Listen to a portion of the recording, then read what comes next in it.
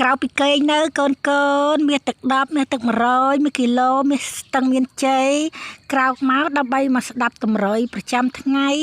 អង្គារទី30ខែ12ឆ្នាំ2025ហើយនឹងយករូបមន្តចឹងគឺជារូបមន្តបុរាណមានយូរជាណាស់មកហើយក្នុងការគណនាលេខគឺជាក្បួនដែលមានភាពសុក្រិតល្អឥតខ្ចោះ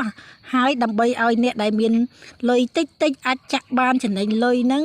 ម៉ែក៏ប្រើពេលច្រើនក្នុងការសម្រិតសម្រាំង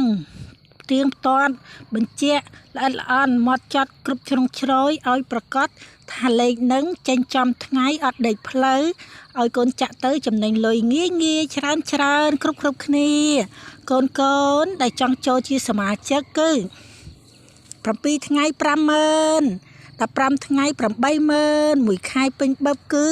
150,000ណាកូនឃើញវីដេអូមកហើយកុំភ្លេចជួយ like ជួយ share ម្ដាយមួយជើងម្នាក់ទៅកូននៅភពកាយភពសៅភពអង្គារណាឆាប់មកជួយ share ម៉ែណាដើម្បីឲ្យម៉ែសប្បាយចិត្តមាន power point ក្នុងការធ្វើលេខល្អចែកជូនកូនជារៀងរាល់ថ្ងៃឲ្យព្រលឹងម៉ែសប្បាយរីករាយស៊ីព្រលឹងនៅក្នុងស្រះទឹកណាពៅព្រលឹងមានជ័យស្ទឹងមានជ័យកូនបាយជូនពរកូនឲ្យលុយចូលងាយច្រើនគ្រប់គ្នា I love you love គេបាយបិទ